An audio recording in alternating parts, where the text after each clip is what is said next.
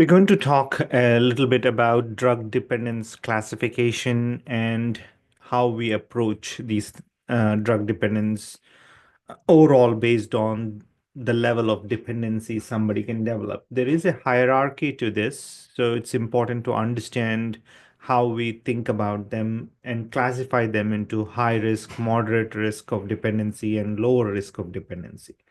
So, so when you think about high risk dependency, you want to think about opioids. Um, Opioids cause severe physical dependence and higher risk of overdose due to their interaction with opioid receptors in the brain. Example of this is like morphine, oxycodone, heroin.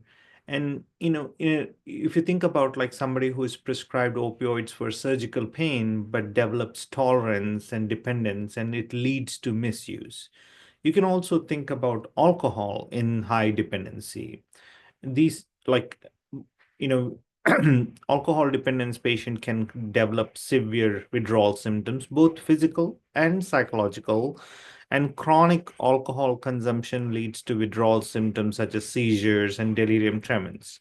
So somebody who's drinking alcohol to cope with stress, they over time are going to develop dependence, and tremors and anxiety will stop when they drink, but they become dependent and it comes into high risk dependency. So when you talk about moderate risk dependency, in that category, you have stimulants. These drugs rapidly increase tolerance and have more psychological dependency. There is not much physical dependency, but psychological dependency is there. In this, cocaine, methamphetamine, ADHD medications like Adderall come into play. Like a student who uses stimulants for academic performance, but they become dependent on it. Mostly it's a psychological dependence. So you want to understand that. So there is not much physical dependence, but psychological dependence. Now you also think about lower dependency. Oh, sorry. Let's go back to moderate. In that, you also have benzodiazepines, which involves withdrawal risk and cross tolerance with other CNS depressants. In this, you have Xanax and Valium. And a real example would be somebody who is using benzodiazepines for anxiety becomes dependent and struggles to stop because of the withdrawal symptoms. Now you come to low risk dependency. These are hallucinogens like shrooms. I recently saw a case of somebody who used shroom and was totally mute and nonsensical. There is not much physical dependence, but have significant psychological effects. It may sometimes take time. I treated that patient with Haldol and little dose of benzodiazepine over a course of time. It takes sometimes a long time to get away this psychological effects of shrooms.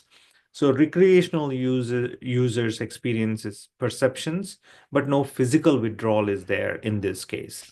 Cannabis also, there is mild psychological dependency, but little physical dependence.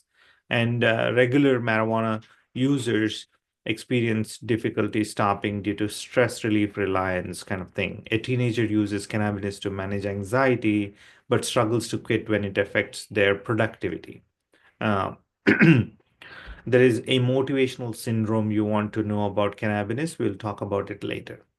Now, you also want to think about the primary mechanisms which are uh, going on with these several drug dependencies. So, when you think about CNS depression, that like especially alcohol and benzos act in this way.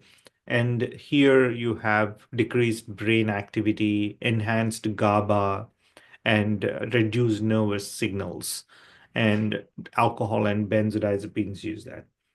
In cocaine, there is more dopamine modulation where it affects the reward pathway and it causes the euphoria and craving development. Okay. And in opioids, of course, they're acting on the mu receptors, opioid receptors, and it's causing euphoria. Okay, morphine is an example for that. And when you look at hallucinations and shrooms or LSD, they are acting on serotonin, where it's causing mood alteration, perceptual changes, and cognitive effects. Now, treatment approaches are like you can use MAT for opioid, withdrawal treatment for alcohol, and there are other medications. You can use CBT, motivational interviewing, and support groups and community resources. So, I hope that it gives you an idea of one dimension of how to think about different drugs based on their physiological dependency and physical dependency. And hope it helps you in learning more. Thank you.